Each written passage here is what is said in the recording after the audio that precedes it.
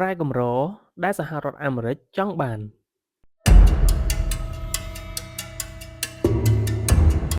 រយៈពេលប្រមាណខែចុងក្រោយនេះយើងឃើញថារ៉ែកម្រគឺជាប្រធានបទដ៏ក្តៅគគុកមួយដែលបានជំរុញឲ្យប្រទេសមហាអំណាចទាំងពីរគឺចិននិងសហរដ្ឋអាមេរិកកំពុងតែដណ្ដើមគ្នាគ្រប់គ្រងលោហៈធាតុទាំងនោះព្រោះតែរ៉ែកម្រទាំងនេះហើយទើបធ្វើឲ្យលោកដូណាល់ត្រាំបានដាក់សម្ពាធសេដ្ឋកិច្ចទៅលើប្រទេសចិនហើយមហាអំណាចចិនក៏មិនបង្អង់យូរនឹងបានឆ្លើយតបភ្លាមៗទៅសហរដ្ឋអាមេរិកវិញដោយឈប់លក់នៅសារធាតុរ៉ែកម្រទាំងនោះទៅឲ្យសហរដ្ឋអាមេរិកតើរ៉ែកម្រទាំងនោះមានអ្វីខ្លះហើយប្រទេសណាខ្លះដែលសម្បូររ៉ែកម្រទាំងនោះតើមូលហេតុអ្វីបានជាសហរដ្ឋអាមេរិកចង់បានរ៉ែកម្រទាំងនោះយ៉ាងខ្លាំងក្នុងវីដេអូនេះយើងនឹងមកស្គាល់ពីរ៉ែកម្រដែលសហរដ្ឋអាមេរិកចង់បាន1គឺរ៉ែកម្រលីជូមវាមានសារធាតុរ៉ែកម្រមួយប្រភេទដែលគេយកវាមកផលិតជាទូរស័ព្ទដៃ កុំព្យូទ័រ ឧបករណ៍ Smartwatch រថយន្តអគ្គិសនីដូចជា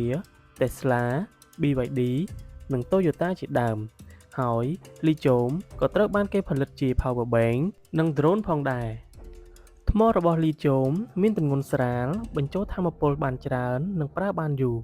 ហើយលីជូមត្រូវបានយកមកប្រើប្រាស់ក្នុងវិស័យផ្សេងៗដូចជាវិស័យវេជ្ជសាស្ត្រឧស្សាហកម្មកែច្នៃកញ្ចក់សេរ៉ាមិកឧស្សាហកម្មគីមីឧស្សាហកម្មយានយន្តនិងឧស្សាហកម្មអាកាសយាន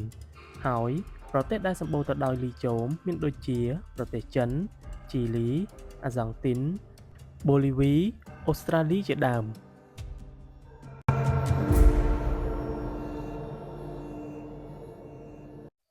2រ៉ែកម្រកូបាល់ក៏ស្រដៀងទៅនឹងលីជូមផងដែរវាជាសារធាតុរ៉ែកម្រមួយដែលគេយកវាទៅផលិតជាទូរស័ព្ទដៃ Laptop Power Bank និងរថយន្តអគ្គិសនីផងដែរ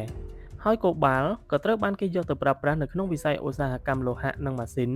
ឧស្សាហកម្មថ្នាំពណ៌ឧស្សាហកម្មថាមពលម៉ាញ៉េទិកវិស័យវេជ្ជសាស្ត្រនិងជីវសាស្ត្រផងដែរ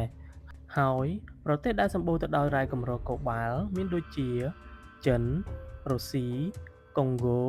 កាណាដា និងអូស្ត្រាលី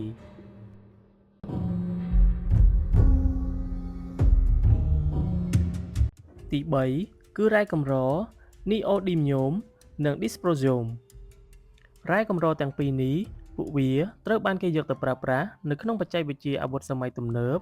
ព្រោះរ៉ែកម្រប្រភេទនេះអាចឲ្យគេបង្កើតជាប្រព័ន្ធរ៉ាដា ប្រព័ន្ធសាតេឡាយ ការបញ្ជាយន្តហោះប្រព័ន្ធបញ្ជាមីស៊ីល sensor ជាដើមហើយសារធាតុទាំងនេះសម្បូរនៅក្នុងប្រទេសចិន អូស្ត្រាលី និងសហរដ្ឋអាមេរិក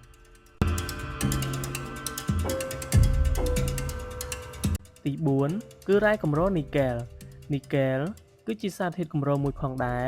ដែលវាត្រូវបានគេប្រើប្រាស់សម្រាប់ផលិតជាថ្មអាគុយសម្រាប់រថយន្តអគ្គិសនី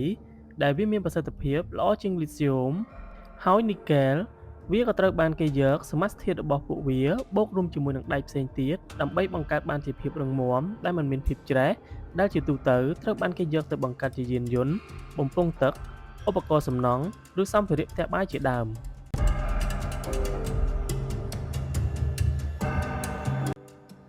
ទី5គឺរ៉ែកម្រក្រាហ្វីតគឺជាសារធាតុកម្រមួយប្រភេទដែលគេប្រើប្រាស់វានៅក្នុងវិស័យឧស្សាហកម្មអគ្គិសនីអេឡិចត្រូនិក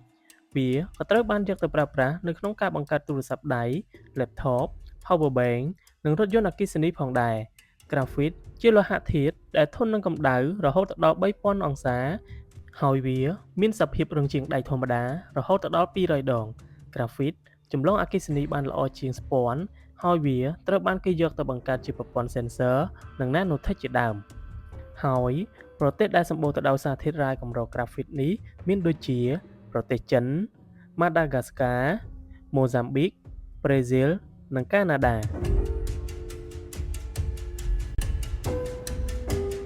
ចុងក្រោយគឺរ៉ែកម្រ Zirconium គឺជារ៉ែកម្រមួយប្រភេទវាត្រូវបានគេយកមកប្រើប្រាស់នៅក្នុងវិស័យឧស្សាហកម្មនុយក្លេអ៊ែរZirconium ត្រូវបានគេប្រើប្រាស់ក្នុងការធ្វើបំពង់សម្រាប់ដាក់ឥន្ធនៈនុយក្លេអ៊ែរព្រោះវាមិនស្រូបណឺត្រុងហើយនៅក្នុងឧស្សាហកម្មគីមីនិងបច្ចេកវិទ្យាZirconiumត្រូវបានគេប្រើប្រាស់សម្រាប់បង្កើតជាដែកសេរ៉ាមិក ឧបករណ៍ដែលធន់នឹងកម្ដៅផ្សេងៗផងដែរ Zirconium ក៏ត្រូវបានគេយកទៅប្រើប្រាស់នៅក្នុងវិស័យគ្រឿងអលង្ការផងដែរទោះបីជាវាមានតម្លៃមិនថ្លៃដូចពេជ្រក៏ដោយប៉ុន្តែពួកវាមានភាពភ្លឺចែងចាំងជាងពេជ្រទៅទៀតចំណែកឯក្នុងវិស័យវេជ្ជសាស្ត្រវិញ Zirconium ត្រូវបានបង្កើតជាឧបករណ៍សម្រាប់ដាក់នៅក្នុងខ្លួនមនុស្សឧទាហរណ៍ដូចជាការដាំបង្គោលធ្មេញនិងការភ្ជាប់ឆ្អឹងដោយប្រើដែកអមជាដើមព្រោះតែរ៉ែកម្រមួយប្រភេទនេះត្រូវបានគេរកឃើញថាជាលោហៈធាតុរឹងមិនចេះច្រេះមិនពុលមានតម្លៃខ្ពស់ក្នុងអាវុធនុយក្លេអ៊ែរនិងគ្រឿងអលង្ការហើយស៊ីកូញូមត្រូវបានគេប្រទះឃើញនៅក្នុងប្រទេសមួយចំនួនដូចជាចិនអូស្ត្រាលីអាហ្វ្រិកខាងត្បូងនិងសហរដ្ឋអាមេរិកកុំភ្លេចចុច like និង Subscribe ដើម្បីជាកម្លាំងចិត្តដល់ខ្ញុំបាទក្នុងការធ្វើវីដេអូបន្តសូមអរគុណ